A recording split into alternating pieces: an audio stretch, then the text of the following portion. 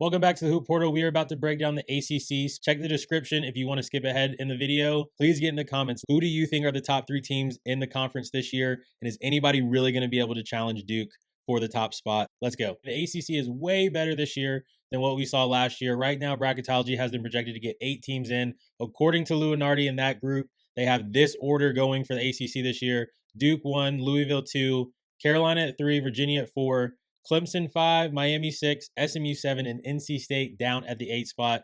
All those teams right now currently getting into the March Madness field, with NC State being an 11 seed. Before we get into predictions, we're going to give you our tiers. All ACC teams have been split up into specific tiers. These are not in order left to right. They might fall that way as it seems. We'll give you our predictions in full breakdown. First tier, head, shoulders, knees, and toes. Duke Blue Devils, okay? They are clearly the favorite to win the ACC. I think the thing with this Duke team is they're not as good as last year, and the ACC is better, but I think you're going to see a pretty similar play out for them as to what we saw with them last year go down the ACC this year. The please stay healthy group. Louisville and North Carolina, 2 teams that have to stay healthy if they want to maintain being a threat to win the ACC and get a top 3 seed when it gets to March. Both teams have already dealt with some injuries. North Carolina has played a couple games without Seth Trimble. Mikael Brown has been out as well for Louisville. If they stay healthy, keep their main players together, they're teams that could push for that number 1 spot. I've got them 2 and 3 right here in the please stay healthy tier. Bronze disguised as gold group. This is a group that I think all the teams could potentially finish third. And if they finish third, they're going to feel like they actually won the ACC. These teams include Virginia, Clemson, NC State, Cal, who I think is not getting a ton of press and attention right now, and then Miami. This group, no good wins, no bad losses. SMU, Wake Forest. Now, you could make the case Notre Dame was in this group, and when we prepped and made this video, they had not lost to Purdue Fort Wayne yet. So they kind of screwed me in that realm. I did have them in this group because I did not think that they would lose to Purdue Fort Wayne. But all 3 of these teams, no super stellar wins, but also no losses besides Notre Dame and Purdue Fort Wayne. No losses where you're just like, okay, on paper, I kind of get that. NBA League Pass teams, Syracuse and Virginia. This tier specifically is teams where if you have a Tuesday night in January, you got nothing else to do, throw one of these teams on. Syracuse, you're probably going to see some excitement. They might be down 20 when you see it, but you'll see it nonetheless. Virginia Tech, Nicholas Abdallas, he could potentially be the best NBA player in the conference. Not immediately, not right away, but long term. The skill set and what he has, he's going to be really interesting to watch. Last tier, coaches, questions, and answers. This is a tier that I think all the coaches could potentially face the hot seat. Could be gone by the end of the season, whether it's on their own doing or the schools. It's Boston College, Pittsburgh, Georgia Tech, and Stanford. Now, tiers out of the way, let's get into our predictions and team breakdowns. Okay, we'll start at the top. Number 1, I agree with Leonardi. I'm going to go with Duke Blue Devils as the number 1 team. Last non-con was a 17-point collapse against Texas Tech. But prior to that, they had run the table, games winning at Michigan State, which is probably their best one, also beating Arkansas on a neutral site. Their wins so far have been Kansas, Arkansas, Florida, and Michigan State. They will start ACC play with games against Georgia Tech, and then they'll go on the road, play Florida State and Louisville. So it's going to be cool to get that Duke-Louisville matchup very, very early on in January and early on in conference play to really see if Louisville can pose a threat to Duke or if Duke potentially is going to run away with this conference. Brings us into the 2nd seed. I think number 2 in the ACC is going to be the Louisville Cardinals. Again, if they stay healthy, I really like their roster. I really like what Pat Kelsey has done. Offensively, they have shown to be a juggernaut. Defense at times has been questionable, but I think in an ACC, they're going to be really solid. Into the non-conference with a 40-point win against Montana, which is a team that I think could potentially win their conference. Win so far against Kentucky, Arkansas, Indiana, but they do have a 20-point loss on the road to Tennessee. They will start their conference slate at Cal, at Stanford, and versus Duke, like we just talked about. And honestly, the ACC did them a huge favor. If there is a time to go on your West Coast trip, and Louisville is obviously not as far east as the Duke, Carolinas, Miamis, etc. But if you are going to take your out west trip and do the Cal-Stanford thing, there is no better time to do it than at the very beginning of the season when the kids aren't even back in school yet. I think one of the games is actually in December, so they're not going to be taking tests. They're not going to be in school. It's literally just going to be basketball. You have a ton of time to travel and get out there. Louisville really, really got lucky because I think Cal is not that bad of a team this year and could surprise some people in the ACC. Getting that trip out of the way is going to be really beneficial for Louisville as this breaks down. 3rd in the ACC, I'm going to go with the North Carolina Tar Heels. Their last non-con game is against ECU. It's actually tonight, so I'm not sure what happens in that. Let's pretend that they win. They close out conference play, I think 12-1 at that point. Prior to the ECU game, it was a 1-point win over Ohio State, which we saw them almost blow that 10-point lead. And they did go down and trail in that game, giving up the foul on the and 1 3-pointer, but ended up coming away with the victory. They have wins over Kansas, Kentucky, and Georgetown. The one loss so far, unless they lose to ECU, but the one loss so far was on a neutral against Michigan State. Depending on how you look at the ACC, their first real test could potentially be Cal, which is January 17th. And I think the ACC has done them, maybe not necessarily saying a big favor. When you break down who they're playing in the ACC and who I think are some of the best teams in the conference, they play Clemson once, they play Louisville once, Miami once, NC State once, Virginia once, and Cal once. So you have the situation where I think some of those top half teams in the conference, they're not having to play twice outside of Duke, which we understand is a rivalry game. So hopefully the ACC never gets rid of that home and away series matchup there. Number 4, I'm going to go with the Virginia Cavaliers. I've been really impressed with them given the state of where the program was just 1 year ago today. They closed out non-conference with a game against American, probably going to win that. And they also had an 8-point win over Maryland, which again, given where Virginia was when Tony Bennett retired and the timing of his retirement, I think this is really, really impressive by Ryan Odom going into Texas and getting that win. They've beaten Dayton, they've beaten Maryland. They did lose to Butler, which is I don't think is a team that is going to really contend in the Big East. But other than that, they've been pretty solid, giving the room and growth that you would want to see out of Ryan Odom in year one. The thing with this team, they could honestly make a case for being the 3rd seed in the ACC, but the way that 3 through 9 shakes up, Virginia could easily find themselves at the 8 or 9 seed in this conference. I think the conference does go about 9 deep, a pretty solid team, so we'll see how this shakes out for them. 5th place, I'm going to go Miami Hurricanes in year one under Jay Lucas. They have been a team that, again, I don't think has been talked about a ton in the media. They have wins over Georgetown and Ole Miss, 2 losses, both were double digits, 2 Florida and 2 BYU. But I think the big thing with this Miami team, and we know that Jay Lucas was the defensive architect when he was at Duke, they have been really solid defensively through most of the year. It has wavered in some of the last 3 games against opponents that you would hope not to see that in. But if you only learned about Jay when he was at Duke or now when he's gotten the head coaching job at Miami, you're really late to the party. This is a guy that has been a really good recruiter at multiple programs, including the University of Kentucky when Cal was there. And he'd actually worked his way up from, I think, director of recruiter to associate head coach in basically like 9 to 10 months. So really, really good coach, well known not only in the Texas area, obviously for his ties to EYBL programs like JL3. I think he's going to have a lot of success. I think this was one of the best coaching hires across the country. Getting Jay Lucas to Miami, it makes a ton of sense. So really curious to see how they finish this year. I do have them in the top 5 of the ACC. At number 6, I'm going to go with NC State. They got their first major program win for Will Wade, beating Ole Miss in Greensboro the other night. They had a rough showing in Maui, tough loss on the road to Auburn, and then a really tough overtime loss to Kansas.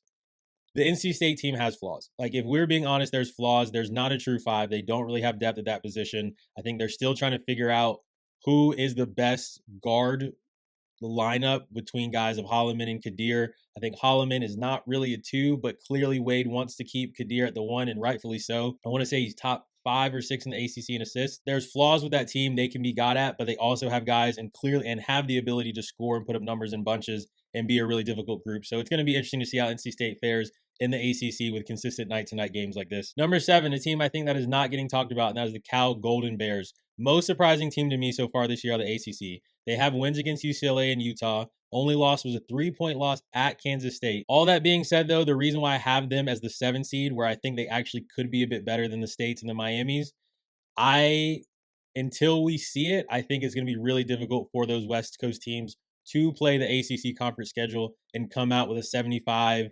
win percentage. If you look at their schedule, well, like area speaking, not going to the University of Florida, but they have to go to Florida. They have a trip to Florida, a trip to the Northeast, a trip to Virginia, and then a trip back to the South to play North Carolina and Georgia Tech, I think. But what I do think this team could be is a really dangerous team in March, specifically in Charlotte when we get to the ACC tournament, depending on what seed they end up getting. I think it could be a team with guys like Day-Day Ames you're not going to really want to see once everybody's in the same location, everybody's playing each day. Really interesting to see how Cal's going to pan out this year. I would say keep an eye on them, see where they end up finishing when we get to March. At number 8, I'm going to go Notre Dame. Burton and Harrelson are legit guys that could play at the next level and most likely will. I think they're 2 guys that could finish somewhere between first, second, or third all-team ACC this year. They have a really good 1-2 punch. The interesting thing with this team is what does it look like as Shrewsbury shrinks the rotations? They've given some guys minutes that I don't think will get minutes as we get into ACC conference play. And prior to the Purdue-Fort Wayne loss, I thought they were trending in a really good direction. They had wins against TCU, wins against Missouri, and a win against Rutgers. Notre Dame's going to be an interesting group to watch. Similar to Cal, I think they're a team that you might not want to see when you get to Charlotte because they're a group and have such a 1-2 punch firepower. Having guys like that on the court are going to give you a chance in almost any game. Notre Dame's going to be interesting to watch this year. Number 9, I'm going to go with SMU Mustangs.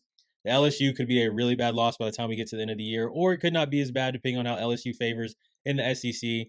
Vandy seems to be like a really good team, and New Mexico also beat Mississippi State, which is one of SMU's better wins so far. So it is a bit tough to say what are we going to get out of this SMU team. But similar to Notre Dame with Burton and Harrelson, they've got a guy like Boopy Miller who could lead the conference in scoring. He's probably going to be all ACC first team when this is all said and done. But they did beat Butler, which is a team that beat UVA. So I know it's hard to really compare this team beat this team, this team beat this team, especially in college basketball, because you can just go round and round in circles. But they do have a really tough start to conference play, and I think that could make for an uphill battle for them going into February and March, which might make it difficult, or it could give them some momentum going into the Charlotte ACC tournament. They start their ACC play with UNC, Clemson, Duke, Virginia Tech, Virginia, and at Wake. It's a really difficult start to the conference play against some really good basketball teams. That could give SMU some matchup problems. At number 10, I'm going to go with Clemson. This is a team that has been a surprise to me each year. And it's clear that Brownell has done a really good job. I think there's NIL money, then that's partly what has boosted this Clemson basketball program. And if anybody's followed the ACC for a few years, they know how difficult it is to go to Little John Coliseum, especially in conference play. They have 2 close losses to Alabama and BYU, but in that BYU game, they blew a 20-point lead in the second half. So it's really tough to say what you could get out of this Clemson team. They feel a lot like some of the teams they've had in the past. I think there is a potential that the top 10 of the ACC get into conference. I don't know how the committee is going to look at it when it compares it to the Big 12, the Big 10, the SEC, and the Big 12. But I am hopeful that some of these teams like Notre Dame, SMU, Clemson are still going to be able to get in, even if they finish outside the top 6, top 7 of the ACC this year. And again, like we said, Clemson is a team that if they did end up finishing 4th in the ACC, I wouldn't be necessarily surprised. Just for me right now and the way their schedule shakes out, I've got them down at 10, just below some of those other teams. But spots 4 through 9, 3 through 9, 4 through 10, however you want to shake it up, all of them could beat each other on any given night. So it's going to be really interesting to see how that middle group dictates itself while we get into seeding and conference play and what that looks like for March Madness and if that hinders the ACC or if that bodes well. Under Clemson at 11, I'm going to go with the Wake Forest Demon Deacons. This has been the most confusing team in the conference to me. They've got a 1-point loss to Michigan and a 1-point loss to Texas Tech. But then they have 20-point losses at home to Vanderbilt and Oklahoma. Vandy looks like a really good team this year that I think a lot of people weren't really thinking about when we started talking about teams in the SEC who are going to be solid. And Oklahoma under Moser has been really good, has had times where they've been really good at the beginning of the year and kind of fell apart when they've gotten SEC play. So it's not necessarily on paper bad losses, but 20-point losses at home are never good for anybody. I do really like Forbes as a coach. And on paper, this team looked like they were going to be towards that top 5 half of the ACC at the beginning of the year. But Deacon fans, let me know what your thoughts are on this group. I don't really know a ton about. I don't really know what to make of this Wake Forest group. They're a team you don't want to see, but they're a team that you should beat when you see them come up on your schedule. At 12, I've got Syracuse Orange. We've done a video on the channel already about Syracuse. Check out, go look at our shorts to see that one. The team is fun to watch, but I don't know if they necessarily do anything well. There are league pass team in the ACC, like we said earlier. There's a Tuesday night in January. Throw them on. See Kai and Anthony. Interesting group, fun environment when they're playing up at the Dome, and it's full and the stadium's rocking. So I mean, it's going to be interesting. That game against Tennessee was a really fun watch. So you don't know what you're going to get out of Syracuse. They're just one of those teams that you really don't know. 13, I'm going to go Virginia Tech, and now, like I said earlier, they might have the best NBA player futurely in the conference right now with Nicholas Abdalis. He's averaging 14, 5, and 4 on a smooth 37% from the three-point line. He's extremely fun to watch. You can just see the gift and talents that he possesses, and him being on Virginia Tech is potentially the only hope that they have of having a somewhat decent year. I think their coach there could potentially be on the hot seat. But I am excited to still see Abdallah's play. I'm definitely going to go watch them play when they come down to North Carolina. 14, we've got Florida State Seminoles. Now, this was a team I thought could actually make some noise in the ACC when we were in preseason and especially early on. I thought they played Alabama really well in the preseason slate. Then they took Florida down to the wire. They set 5-1 in their first 6 games with some big margin of victory wins. And basically since then, everything's fallen apart. They're on a 5-game losing streak, which they're giving up an average of 97 points a game. That is absolutely awful. You cannot expect to win any basketball games if you're giving up an average of 97 on defense during that losing streak.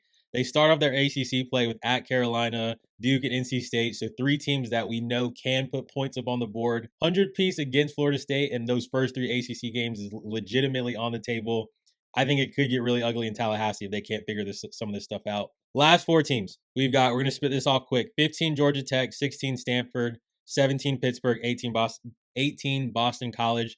I think you see Cable and Grant fired by the end of the year. I didn't love the hire for Stanford when they went and got Kyle Smith. I was never a fan of the nerd ball. I don't think it's going to translate well in the ACC. I could be wrong, but I think out of these four, Damon at Georgia Tech could be one that is not fired, but I think I wouldn't be surprised if we get to the end of the year and he maybe decides to step down or take a different direction, because I don't really know where Georgia Tech is going. One of the years under him, I think they did beat Duke and Carolina that season, and it looked like it was really going to turn around. They had some really good basketball players. Now, I don't really know what's going on with them. It might be too soon to give Kyle Smith the boot if you're Stanford, given where that program is, where that program has been over the last few years. But honestly, I can see all four of these jobs being open positions when we get to March, and some fashion or form, whether it's the administration department, whether it's the coaches deciding to step down or whatever it could be. That is our full ACC breakdown. Please get in the comments. Let us know what you agree, what you disagree with. Do you think this team gets more than 8 teams into March Madness? Who do you think are the top 3 teams in the conference this year? And is anybody really going to be able to challenge Duke for the top spot? Hit like to see the basketball, share the video, subscribe to enter your name in the portal. Please get your comments in. We'll see you guys on the next one. Thanks.